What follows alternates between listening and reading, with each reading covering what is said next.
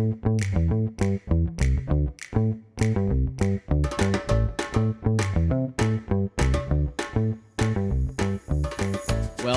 welcome to Teen Stuff, Kevin Gascoyne.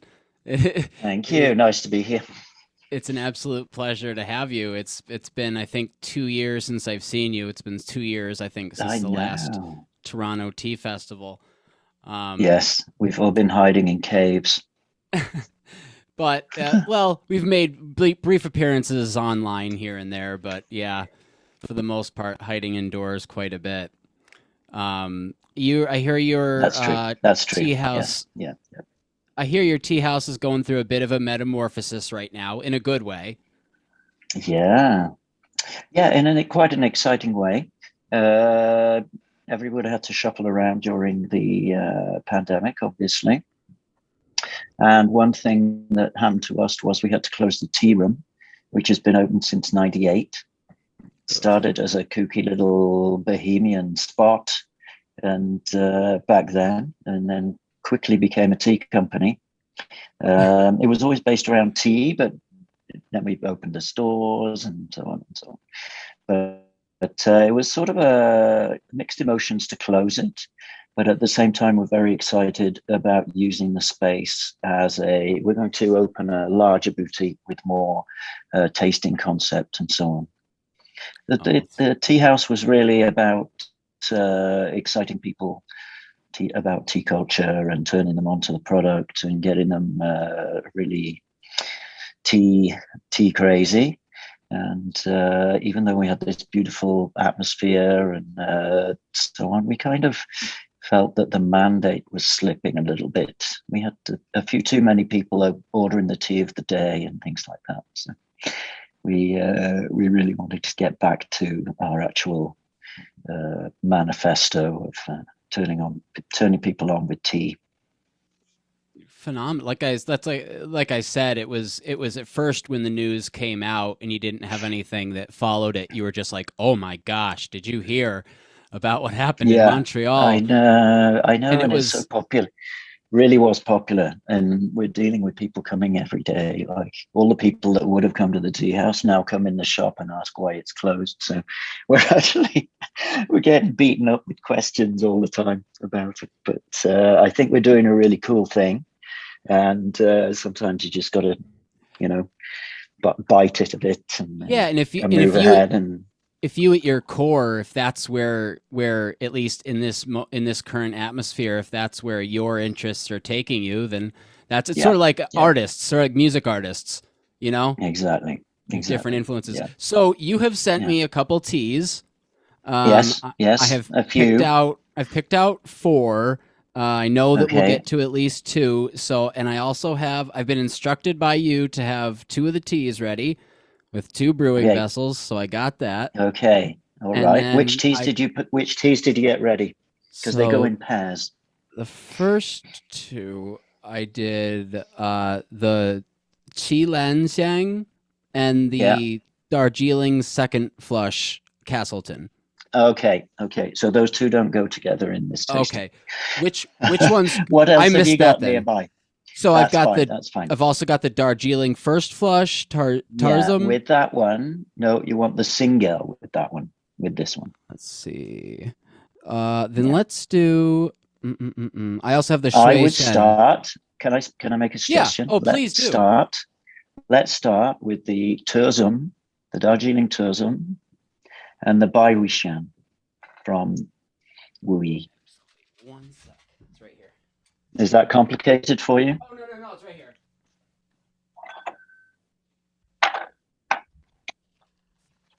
Okay, all set. Right. I'll explain why in just a minute. It's going to make sense. I figured. You have a method to your madness. Yeah, yeah. It's going to make, yeah, yeah, plenty of madness too.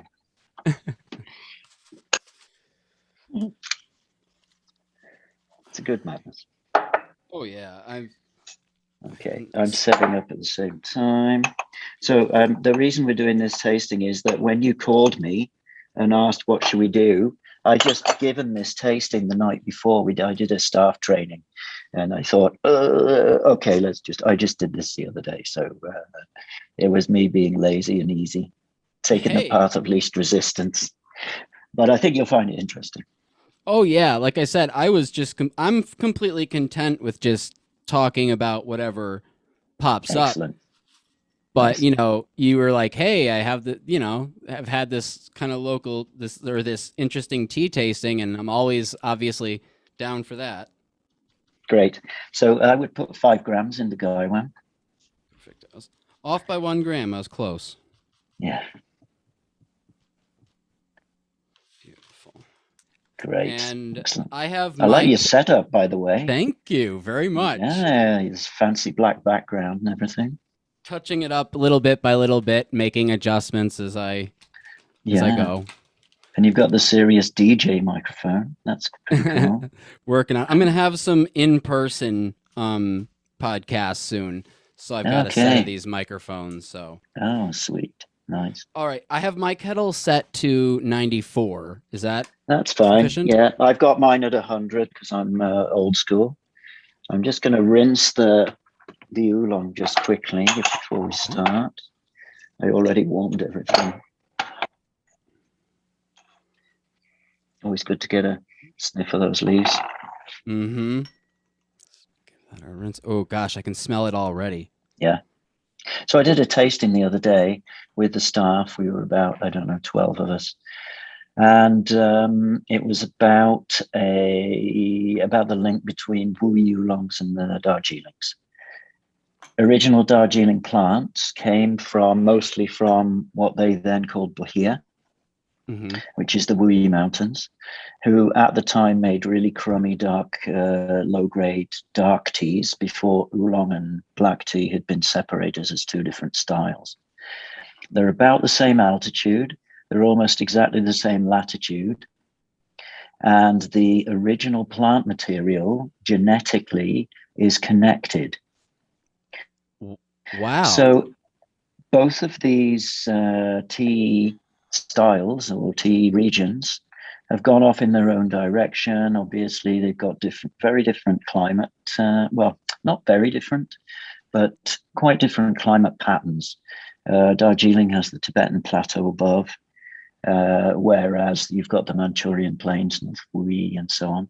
So they have slightly different weathers coming off those areas. You've got more steep-sided valleys in Darjeeling, and you get more microclimates in the valleys. But anyway, it's without getting too technical. The basic idea is that we've got similarities in latitude, altitude, and original genetic material separated by about 150 years, 150 to 170 years. You've already taught me something new. So the plan was with these 3 tastings. I'm always cross-referencing plants one to the other as part of my geeky approach. Was to find flavor groups that would that compared in the 2 different styles of tea. So I chose this tea. I chose because the Bairwishan, which is quite a dynamic flavor profile, has 3 bursts in the flavor profile. After the first burst, there's this very gingery, beautiful gingery note. And I chose the Tersum because it shares this gingery note, but in the Tersum, it comes out right at the beginning. So what I'd like to do is first we'll do an infusion. All right. And then taste the Bairwishan. As the first burst of flavor finishes, we'll taste the other one. And then you'll see what I mean. It kind of makes more sense when you're actually tasting it. So I'm going to give it about a 30-second, give them both about a 30-second infusion. Perfect.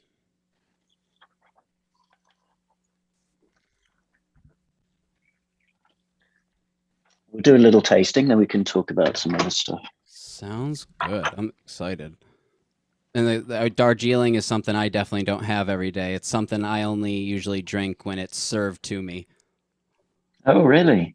I like to I have a tough time finding Darjeeling that I really love, so I then rely on Yeah. people that are very talented at sourcing it specifically. And I and so I very lazily Well, drink it from them, from you. I know it's a drag. One of the big problems with Darjeeling is that the good stuff is world class, incredible tea, and the mid stuff is pretty mediocre.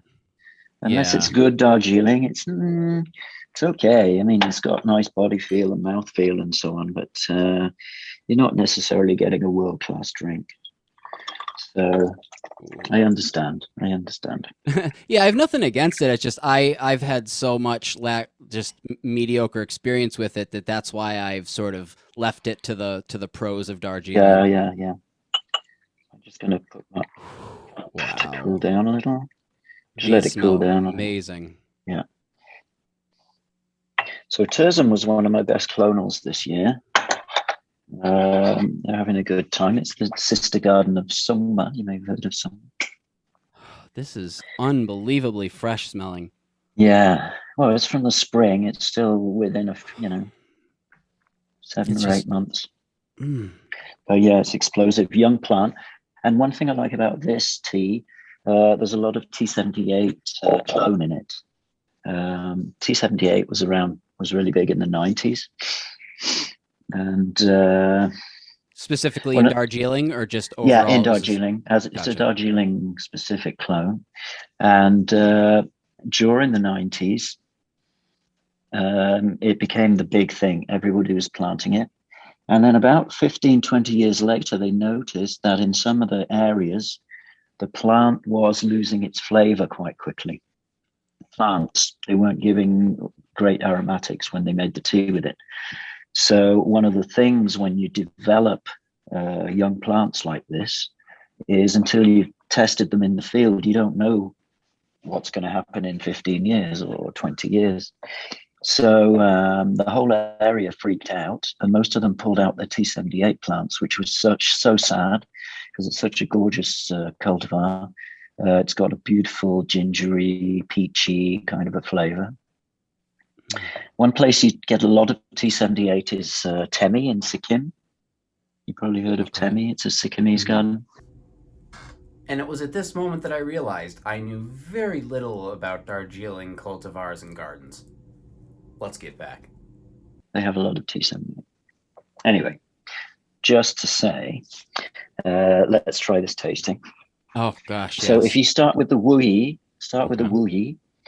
Okay. let's have one taste of it first.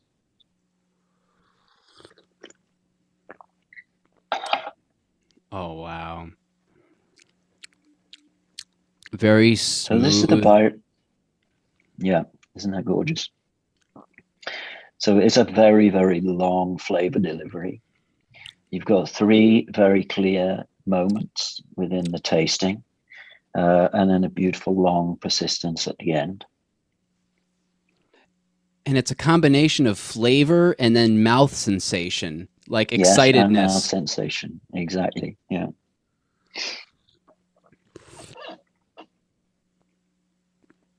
You're right. The actual like you when you the rate at which you're picking up the flavor, it, Mm-hmm. it's drawn out. You know, usually you're Yes. so used to it being, you know, somewhat not necessarily immediate, but you drink it and then you have this long little afterwards of flavor. Yeah. This has got this Exactly. long, just very luscious feel. Yeah. It's got a triple burst. It's got the attack, and then it's got a mid burst, and then it's got this beautiful tapering finale that goes on for ages. So that you see this quite a lot in the Wuyis. They're quite dynamic flavor profiles in general. Something you would get in a good Baihao as well. But there aren't Mm-hmm. that many teas that have this multiple delivery thing going on. So now, Mm-mm. if we taste and it's quite beautiful in itself. It's one beautiful style of flavor delivery. So now we go to the Darjeeling. You'll notice that is without as much profiling and bursts. It's like a continual flow.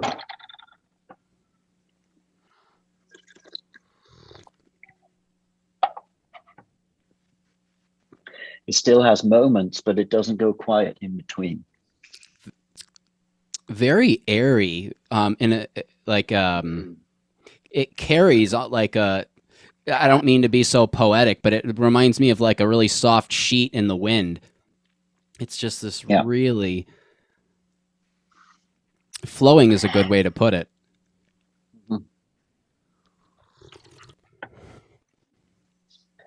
So what I'm going to suggest is that we taste the first one, the Bayreuchan, and then just a couple of seconds in, taste the other one, and you'll get this. You'll understand what I'm talking about. Is this flavor group that is shared in both teas? Let's give it a try.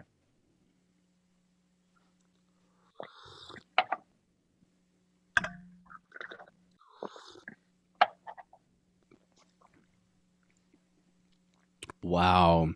You getting that? That's like it's like ginger. Yes, but the two teas are they blend together extremely well. It doesn't. It almost doesn't feel like I sipped two teas side by side. It's almost as if right. That's as right. if the one That's transferred right. to the other. That's right. So through manipulation of the plants and cultivation, through development of manufacturing techniques, the two flavors have changed quite a lot, but we still find similitudes between the two in little corners here and there if you look for them. So, and if you mix these two teas together in the teapot, it doesn't work. You have to do it like this. You have to pull it apart. So what I'm going to suggest now is that, which you might not like to do this, we throw away the rest of this first infusion. That's okay. Warm up the water, and we'll do a second infusion because the Wuis are always more generous in the second infusion anyway. And I think this Darjeeling is also going to really kick in the second infusion too. And I'm matching you at boiling this time. That's good. Yeah. These teas are very these teas aren't ones that I like. I only typically don't use boiling because if I'm not aware of the tea beforehand. Yeah. Yeah. But now that I've tried a first steep of this, it can definitely take the heat, no problem. Yes, it's going to be fine. It's going to be fine, and the leaves are wet now anyway. I'm truly tickled. I'm going to be talking about this forever. Just about I had no idea that the similarities between the genetics in Wuyi and Darjeeling. I mean, it's the tea world. Not many people talk about it because they both went off they both branched off in very different directions. Yeah, I never drew a line to them. Yeah. And Wuyi has a great story. Which is often at first approach, we often, we hear all the legends and all that kind of stuff. Most of that was invented in the 70s. But I just actually read a really good book called Tea War. I don't know if you read that. It was on Yale University Press.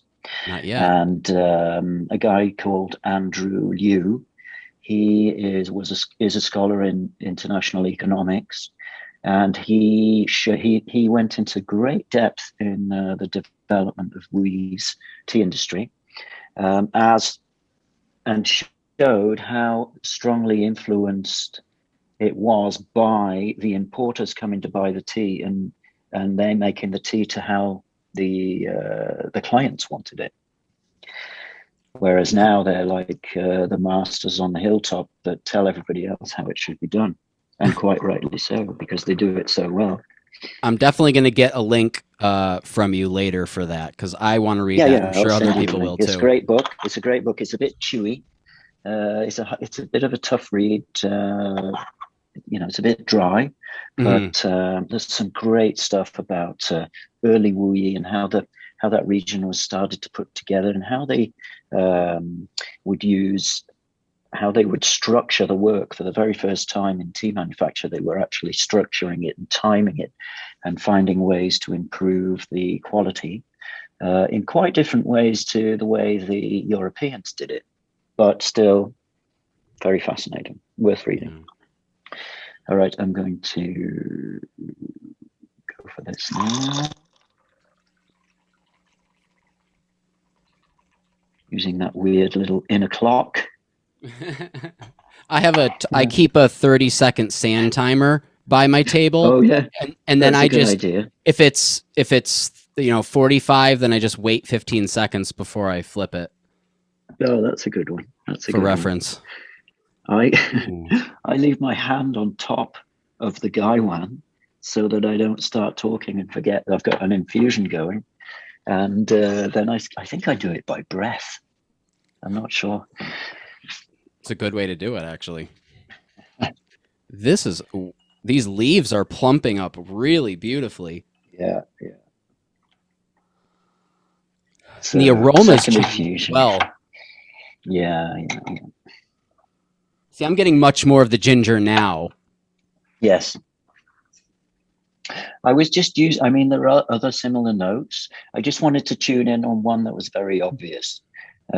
Obviously, as tasters, we bombarded with all these little weird groups of flavors like throughout the flavor profile. But I was just choosing this as a very specific illustration because it's quite nice and easy to pick up on. So let's try the same thing. We taste, do a little wait a couple of seconds, probably pretty much the time when you swallow the tea, and then taste the other one. Okay.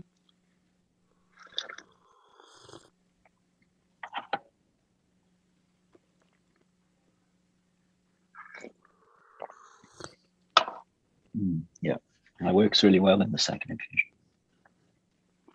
Definitely, I definitely. Ooh, there is a beautiful, like I was saying, airy before. It's almost minty. Yeah, finish. Like a menthol feeling. Yeah. Ooh, and that carries off of the ginger floral. very well. Yeah, it has a lot more floral aspect to it, the terzen, because in the Darjeeling aesthetic, floral is very strong. Whereas when we go in roasty, we often lose a lot of the floral. Sometimes you get a bit coming through, but there's not that much floral in the Bayreuchan. It's more down in the roasty, fruity. Mm-hmm. Let's try again.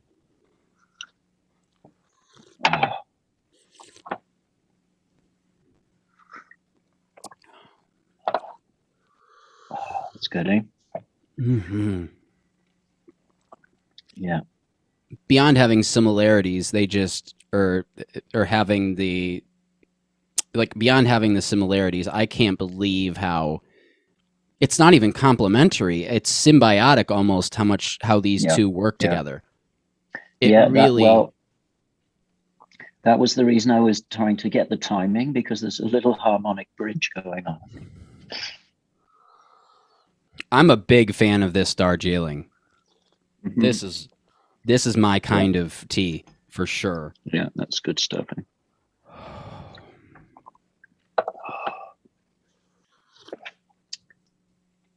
Oh, fucking love tea.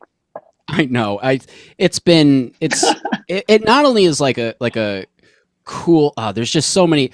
I feel so silly when I talk about tea because, I'm sitting here basically devoting my love to tea every day, and the younger part of me just wants to crack just be like, oh, you're being a bit much. But when I really break down how I feel about tea and the role it's had in my life, it's not over. I'm not overshooting it. No. The connections that I've made. Just being able to. I've met you just through meeting you at the Toronto Tea Festival, and just being a person who just wants to go and meet other tea people and drink their tea. Yeah. I spend my whole life finding reasons to sit and drink tea with people. Is there ever a point where it gets old, or is it always fascinating?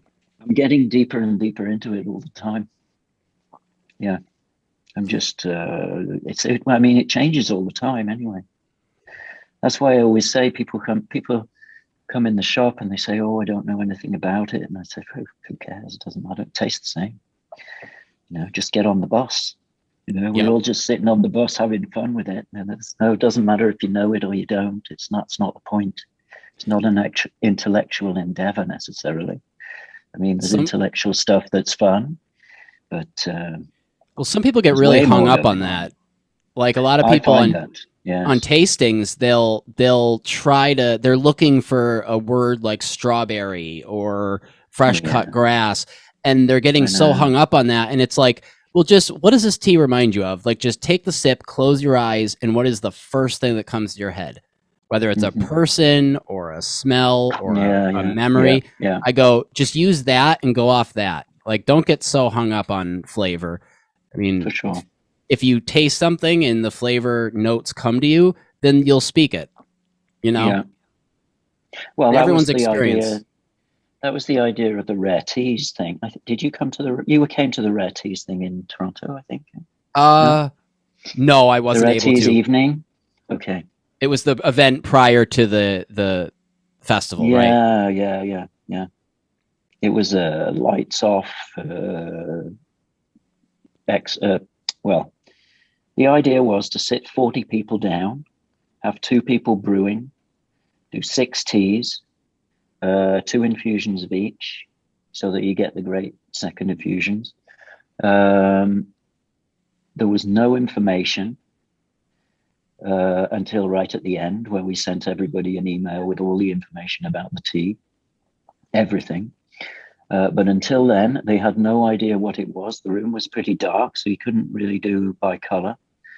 Anybody trying to guess what it was, they had to leave. I had a composer do a soundtrack of to match each of the teas. And we really worked on this kind of what I call the below the eyebrows approach to tasting, where it's not important the altitude, it's not important the mother of the producer's name, and so on and so on. It doesn't matter. We're just tasting it as a liquid that affects our sensorial system and affects our bodies. And people would, I did it in Vegas the previous year, and just blew people away. It was fantastic fun. When I'm It sometimes was when I'm a doing deep meditation. It was cool. Sorry. no, sometimes when I'm doing my live sessions and I'll have some fresh samples in from a new producer or something. I'll be Mm-hmm. like, oh, you know, I'm drinking this new Ali Shan, and people will go, oh, what altitude is it from? What, you know, what cultivar did they use? What? And I'm like, Yeah. my rule, and I just developed this by just doing it, is that the first time I drink it, I just blind. Yeah. I just go into it and experience it for what it is. And then if I really Nice. like it, then I'll ask for more details. Mm-hmm. Much better. Much better approach. At least I then get, because otherwise you lose that because you start looking for, oh, it's high altitude, so it's probably got this note and that note, and it's probably been made this way and that way. So I can probably find traces of the tight roll or the polish or the withering and so on. And so if you keep looking for those things, then you spend all your time in the wrong part of your brain. yeah. It's not like it's wrong to taste your tea like that, but if you're forcing it really hard, just enjoy it. Yeah. Mm. So how have you been doing during the pandemic? Pretty good actually. Yeah. Yeah. You know, at first it was a whole lot of fun Yeah. when everybody got a It was like a vacation. party at the beginning, wasn't it? It was, I mean, it was so nice to, I mean, there was just so many tea people that all weren't at their jobs, so they were all able to tune in and talk and comment, and just the Yeah. community got to grow so strong. And then let's see, and that carried for quite a while until around the riots Yeah. started happening. Yeah. Then Yeah. the tea community got a little rocky. Um, Mm-hmm. but I feel the tea community is I've been a part of many different professions and lots of different areas of work. And I've got to say that the resilientness of the good heartedness of the tea community is mind blowing. Amazing to see how quickly the tea community got back on track. Um, Yes. and it just, it's, unbelievable to me. And it just continues to show me that I'm doing the right thing. I'm heading in the right direction, and this is where I want to be. This is the industry that I want to be in. Yeah, we got a good crew. And the whole a big part of this podcast is just, I really wanted to show people how friendly this industry is. I mean, truly. I mean, how you're a person of pretty large stature in the tea world, but you definitely don't think it being above your time to sit down with me and have some tea. You know, no, it's very easy. And I leapt at the chance. And I'm trying to sit and drink tea with people anytime. The genuineness is just, it's unbelievable. I've never been this just pleasantly surprised by something, and something that is so trusty at how reliable it is. That's true. So so there's been lots of ups and downs. You know, I think that's the bottom line with most people with this pandemic. There were times that were really actually fun and great. There were times that for the business things were very profitable. But at the same token, there were long dry spells. Days going by without an order. So have I been with that? I haven't, I think I've struggled just as much as your regular person, but overall I'm extremely thankful for how well off I am. This whole thing to me was a beautiful experience because it gave me a break that I needed, and then it really helped highlight to me what was really important to me. Right. Yeah. And it was really beautiful to see that the things that I truly wanted were some of the things that you really, if you're to want things in life, these are the things you're supposed to feel want towards, like family, closeness, of being away from people and not being able to do events. Every time a friend was able to come over to the house and have tea with me, I'm so thankful. It became a treat. Yes. Oh, yeah. Unbelievable. I mean, just yeah. So that's been really beautiful. So overall, the whole pandemic experience was actually a positive one. Right. But on the flip side of that, which I know you're seeing, is that now we're entering a new kind of frontier in how tea businesses are running, what people are comfortable with, what angle, not like marketing wise, but but not in a negative way. Just trying to how I want to bring good tea to people in this current day. What's the best way to do that? Yeah. So I mean, I actually worked more during the pandemic because there was lots of, putting plexis up and getting all the protocol going in the shops and so on at the beginning. And then also having a company that has many facets to it. So it all needed moving around, and energy had to be put more, obviously, in the internet side, and the tea house was closed, and all this kind of stuff happened. So there was loads to do, kept us really busy. And a lot of people were staying at home. Tea kind of became a more expanded hobby than it had been for them.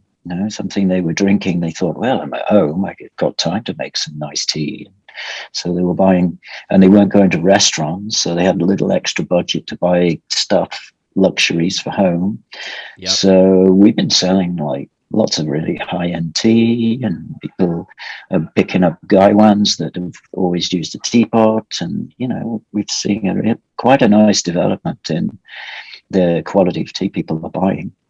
I've been asking a lot of people that specific thing recently, and I'm seeing that too. That's been my overall is that it's not necessarily that there's going to be a Gaiwan in every home, but I am seeing the interest for tea truly shift in a more true tea direction.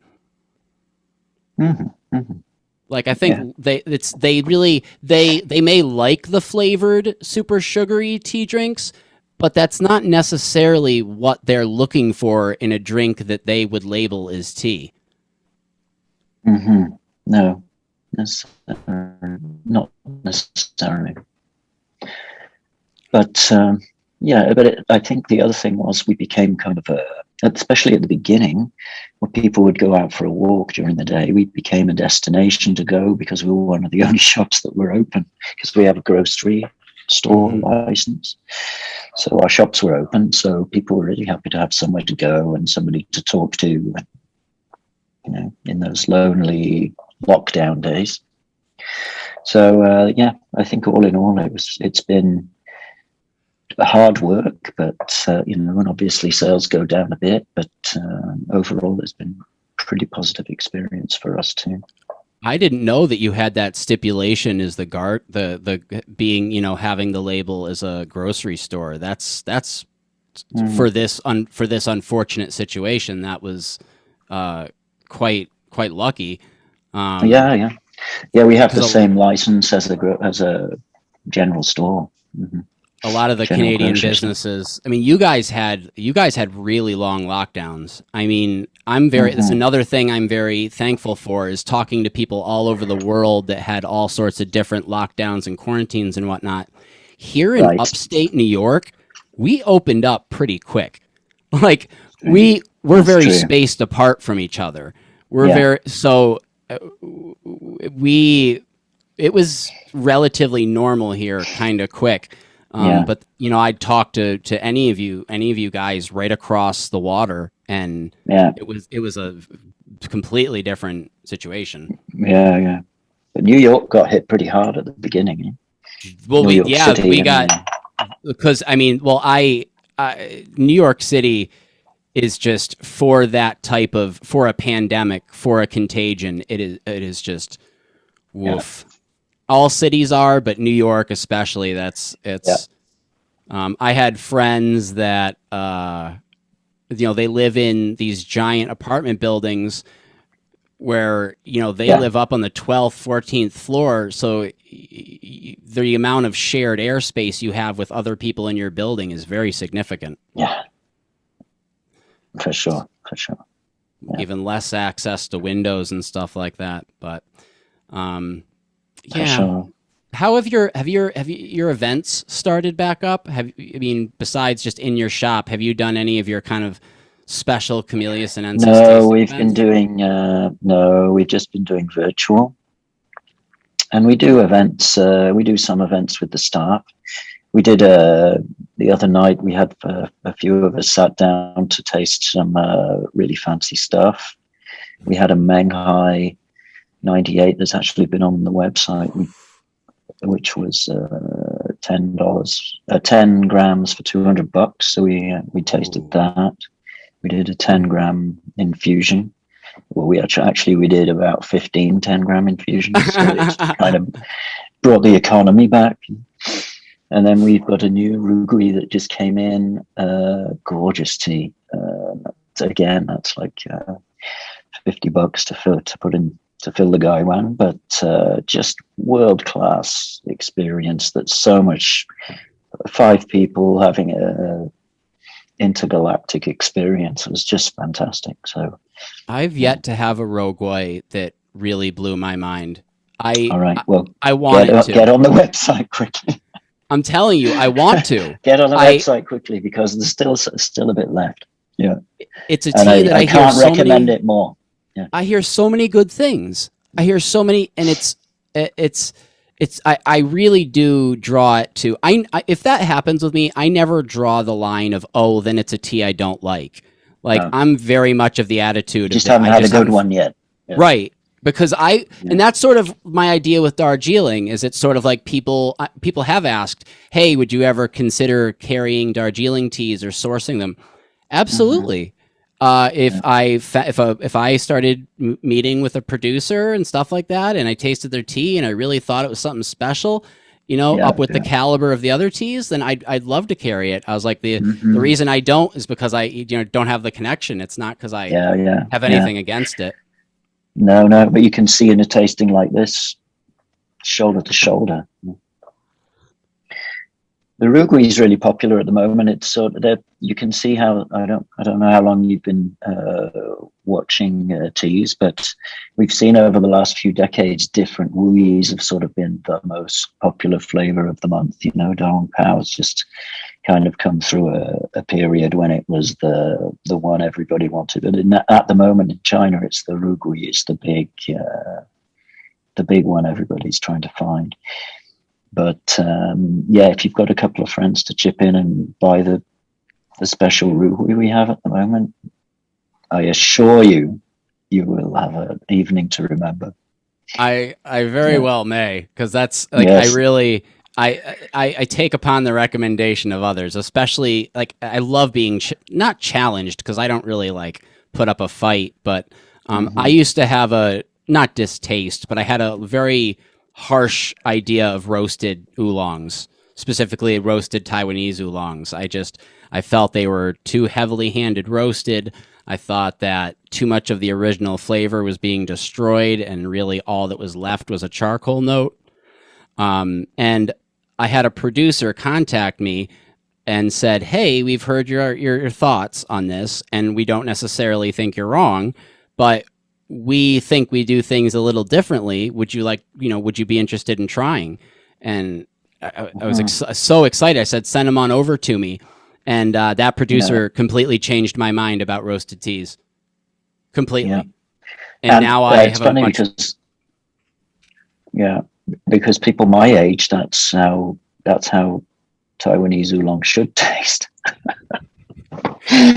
The green super floral is it's pop music, you know. It's like the new style. It's not.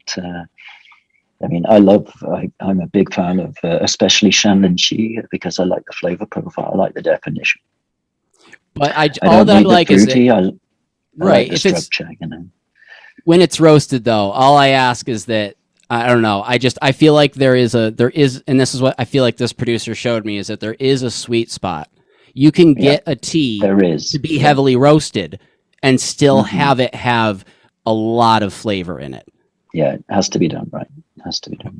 Yeah, right. Yeah, and we have a roaster at the warehouse, so we've that's a lot of it. We've got a couple of geeks in the warehouse that do house roasts. So. Electric or charcoal? We have electric. Yeah, an electric convection. We shipped it over from Taiwan. Yeah, that's beautiful. Do you want to do another 2 teas? Yes, I'm going to do, because of what you just said, I'm going to do the Chilan Shan, which is actually a down song, but it's going to go with the tasting nicely. And with that, we have the Singel is the other one to do. Oh, that's the one I didn't grab. Oh, okay. No, you're good. We've got Chilan Shan, which is young plants. What's you got your sentiment going? What's the translation of the aroma for this tea? Oh, is there one? There is, but I always get asked that. That's. I find it interesting. It really tastes like tea. It really smells like tea guanyin in a lid. Tea guanyin. Ooh, yeah. See what I mean? Ooh, a nice roasted one. This is very lightly roasted, actually. It's only had one roast. And they find it really weird. We asked them to roast it just once, just to keep some of that brightness. Are they afraid you're starting to jump on the green oolong train? Maybe. And the other one is a 1860s original seed planting from Darjeeling.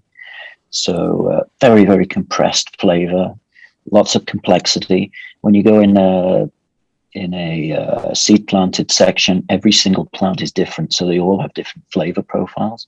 So you don't get big expansive this or big expansive that. You get tons of stuff with very fewer highlights. Very, very complex. Whereas in the first one, the tersum that we had is like all the plants in the section are the same plant, you know, because they're done by cuttings. So they all have very similar or the same flavor profile. So you get all the same peaks and troughs. Something I was really hoping from having you on this podcast was I was really hoping it was going to kick me into having a reason to do a soul sort of focus into Darjeeling. And just to let you know, as you being the person who promotes these good folks tea and tea history, you're doing a good job because you're winning me.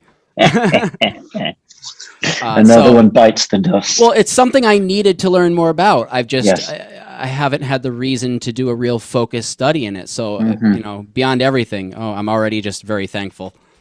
Yes. Right. Shall we taste? Yes.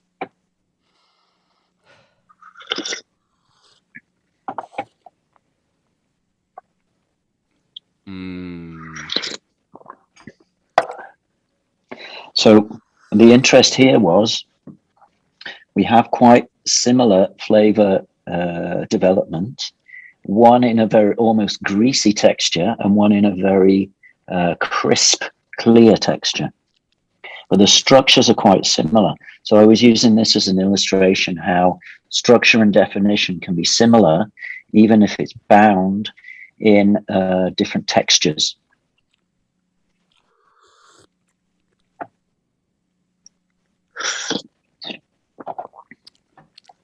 That is very.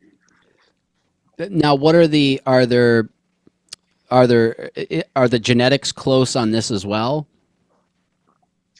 Not as close, but probably relative.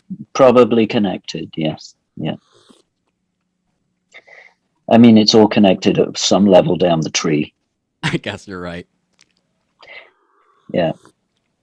So you know, and then even if you go all the way back to large leaf Shangpuer, grown in the forest, you know, wild trees, and then you go through all the genetic history all around China, and then Wu and the Brits, and then bringing the seeds to India in the early 1800s and developing those seeds and doing another you know, few generations of those, you still get flavor comparison. You still get similar flavor groups and so on. The similarities I see with this one is sort of the fruitiness. Like, it's not like a strong fruitiness. It's a very natural fruitiness. I find that a lot in the Dansong, but not as much with the Darjeeling, and well, not as much, but it's in the same. The Darjeeling's more herbal floral. It cuts that sweetness, or not cuts, but yeah, contrasts.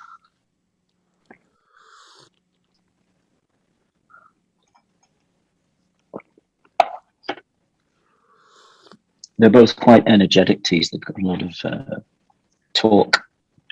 This would be a morning. This would be a really good. The Darjeeling would be a fantastic start the day tea. Yeah. I drink it every 2 or 3 mornings. This is my tea. It's super crisp and refreshing, like a really good silver needle. Yeah. It's just got that like I was talking about the last one. It's got a breathy airiness to it that is just so refreshing that it feels like a clean after a nice fresh shower. Yeah.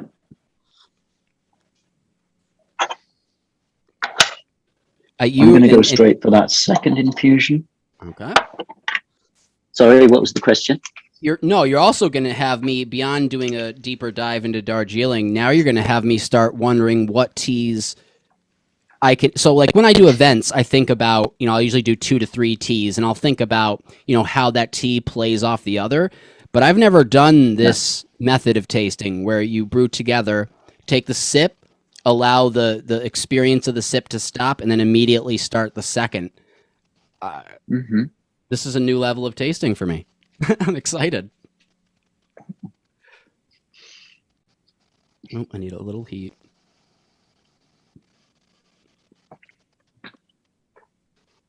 Yeah. Welcome to my world. My kettle, yeah, my kettle went cold on me, unfortunately. Uh-oh. Uh-oh. That's okay. It's cruising. I love this kettle. It's not perfect, but this is one I prefer glass for my kettle Yeah, glass is material. nice. Glass is nice. Yeah. Everybody when I bought it was cringing, thinking I was going to break it, and I was like, I'm good with my things. All right. Let's go this second steep.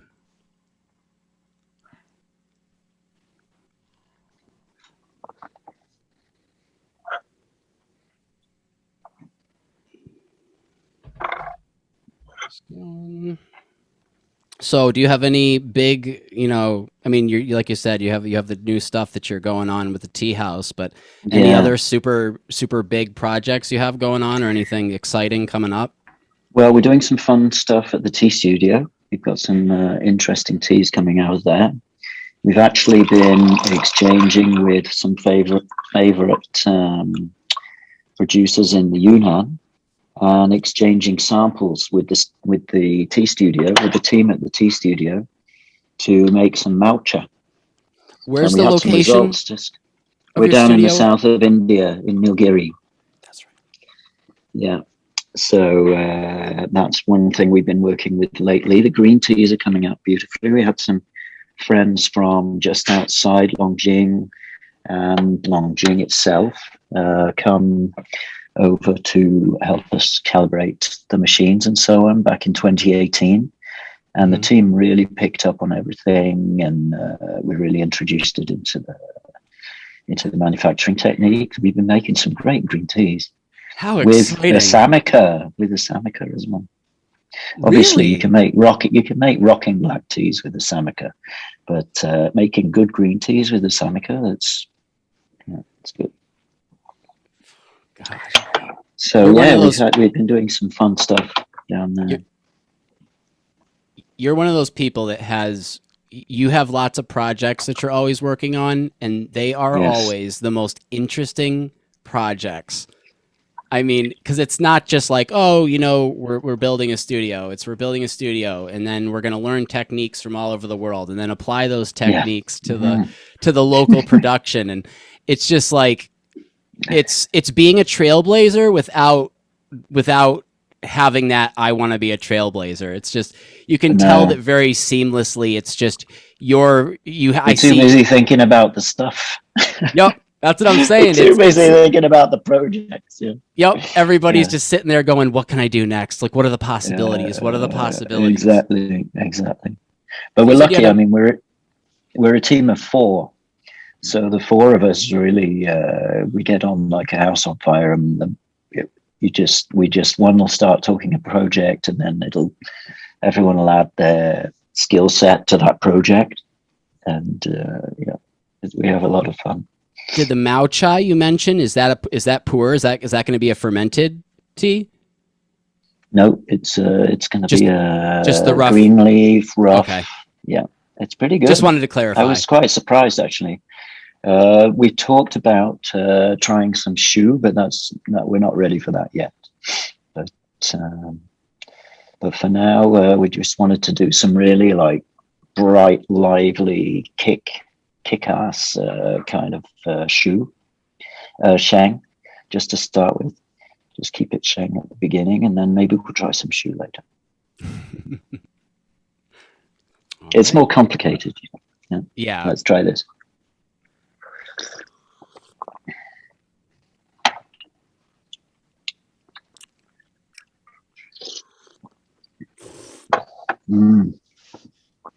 That's interesting.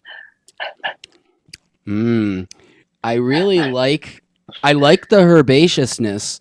Yeah. That takes over once you take the second. It's not right when you taste it. It's right when you release your tongue from the top of your mouth. You all of a sudden just get this little fuzz. Yeah. And I think the difference in texture is really fun. First one's smooth. The first one's smooth, but it's not without texture. It's almost greasy, the first one. Mm-hmm. And then the second one's so crisp, such clarity. But the thing I like about it is that in those two different envelopes, we have very strong definition. The flavor profile has got very nice definition. Everything's delivered really clearly. What got you thinking about doing tasting like this? Is this just a method that you've had and you've been taught, or how did this idea come to be? I don't know. Really? I don't know the answer. No, I'm just asking more because I'm like, I was trying to think of something to do with the staff, and I thought, I think this was the process. I was thinking of something to do with the staff. One of my partners, Jasmine, that buys all the woolies, was saying, "Oh, well, I'll do it with you." So we said, "Yeah, let's do an evening for the staff." We have training sessions all the time in the company because we've got such a bunch of geeks. So we have to feed stuff all the time, and it's great for the team because they all, that's why they're all working for us. So I said, why don't we do, and the woolies were just coming in. I said, why don't we do woolly Darjeeling, and first of all, the historical, geographical. And then I said, oh, if we do that, we can point out that little note in the Bayerishan that's in the Terzum, and they just sort of organically grew from that. But do a lot of this kind of tasting too. I'm often drinking two teas at the same time, probably. Well, then I guess, that makes more sense then. How has it been? Maybe it's from being a pig. Yeah. A tea pig. That's okay.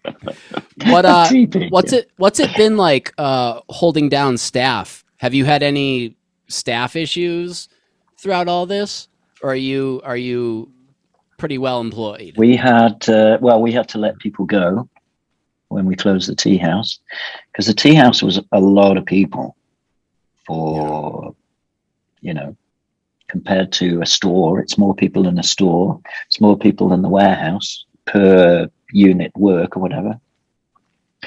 So we had to let a few people go there. And some of them went to work in the website sales unit. Mm-hmm. And then others, we worked it out so that we did part-time. We had pretty good government payout here, so people were fine to get that for a few months, and everybody that we let go found work, or we found them work, or we worked it out for everybody. So that was our main complication. I can't even. But since then we've had to take people on again. But when we I cannot imagine having to do that. We usually get a lot of CVs. No, it was tough, but we did manage to look after everybody. Nobody had a bad deal out of it in the end, and everybody either found work elsewhere or we got them work, and it all worked out. And when we advertise for work, for jobs, we get a lot of CVs. So I'd imagine you're not only a cool employer to work for, like, you know what I mean? Like I think as an employee, you would get a lot out of working there. Like, not necessarily just the pay and the tea you get to drink there, but it's like, I feel like the connections that you would make and the accomplishment you would probably feel at the end of the day would be so much more significant than a lot of the jobs that are out there right now. Yeah, I mean, you need to be into tea. Otherwise, it's kind of dull listening to everybody else talk about tea all day. And have you ever hired anybody that was very actually, as I said that, I just remembered we had one person who got through interview, came in on their first day with a big cup of coffee, and I said, "Oh, welcome! First day in. Let's have a pot of tea." And he goes, "Oh, I don't really drink tea, to be honest." And I said, "Well, it's not going to work, is it? It's really based on drinking tea. If you don't drink tea, it's not going to work." He goes, Okay, fair enough. And he just left. I was gonna say, what a weird situation, because you're both just sitting there like, oh, so I guess this isn't. No, I didn't have to tell him. I didn't have to tell him to leave. But, he just left. He said, "Yeah, I don't know why I'm here." Oh, oh gosh, I would absolutely love to work in a tea room. I'm telling you. Mm-hmm. But we have, obviously, we're a French-speaking company, so we speak French all day. So we have quite a few people coming over from France and Switzerland and Belgium that work in the store too, coming from other tea companies over there. So I've got quite a few from Palais de Thé and other tea companies over there. I forget that until I see your logo and then like a video or something like on YouTube, and then it pops up and then it's all French. Yeah. And then I go, oh, that's right. That's right. I remember. I know. Or English with a French accent. Yeah. Is that's gotta be kind of tough. Like, do you have any? I try to check all the text, but there's a lot of text goes out. It's like every day there's some little snip of text here or there, and so when people say, "Oh, I saw some mistakes in the," I said, "Oh, you just got to read it with a French accent, then it just becomes charming." Then it sounds really good. Trust me. It's really good. Yeah. We are out of time. We should have a little disclaimer at the bottom. Oh. All right. We're just running out of time. I don't want to keep you too late. No problem. I cannot thank you enough. It was a blast. It was great fun. Opened up some really cool. I have all these new tea thoughts and inspirations in my head. I can't wait to do a little more research, and because I want to specifically, more specifically, I want to research each of these Darjeeling that I had with you today, because experience attached to a little education helps it all stick. But I send my best to you. You and all of Canada, you guys are very, very close to me, both in distance and obviously, in heart. If there's anything I can ever do for you guys, please reach out. Great. Thank you. We'll all be down to your house next week. Oh, trust me. No, if you're ever coming through New York, please reach out. Next time we're heading out to Canada, you bet we're gonna give a shout, because we'll definitely be coming. We'll definitely be coming before next year for the next tea festival. So let us know. We'll get the team in. We'll have a night. Oh, that would be fantastic. So thank you again, Kevin. I'll do a last cheers to you. Yeah, cheers to you. That was great fun. And call me anytime. I'll be happy. Happy to drink tea with you anytime. Yeah, here's to the next year. Take care.